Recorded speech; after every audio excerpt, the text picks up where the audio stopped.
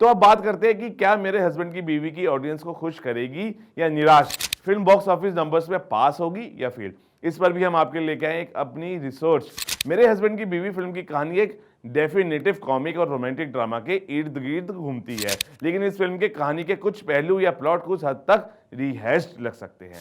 हालांकि ये सीधे तौर पर किसी प्रसिद्ध फिल्म की कॉपी नहीं लगती, लेकिन कुछ ऑडियंस ने इसे समान फिल्मों से प्रभावित पाया है, खासकर रिश्तों की उलझनों और कॉमिक तत्वों के कारण। अब इसके रीजंस भी आप हमसे समझ लीजिए। Possible influences and similarities.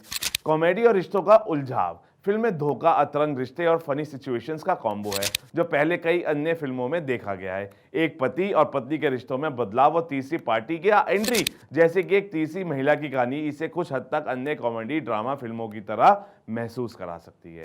कुछ थीम्स समान। फिल्म में धोखा, रिश्ते के बीच कॉन्फ्लिक्ट और कॉमिक एलिमेंट्स पर आधारित कहानी कुछ हद तक बॉलीवुड की अन्य फिल्मों से मिलती जुलती लग सकती है, जैसे कि दिल दोस्ती आदि या चुप चुप के जैसी फिल्में जो रिश्तों की पेचीदगियों और हास्य का मिक्सचर पेश करती है। एक और रीजन मैं आपको बताता हूँ, ट्रेडिशनल फिल्म स्ट्रक्चर। फिल्म में एक सामान्य प्रेम त्रिकोण जो किसी तरह से शादी और परिवार के दायरे में उलझता है देखा जा सकता है। ये न केवल बॉलीवुड फिल्मों में बल्कि हॉलीवुड और अन्य इंडस्ट्रीज में भी इस्तेमाल किया गया है, जहां इसी तरह के रिलेशनशिप ड्रामा की कहानियां दिखाई जाती है।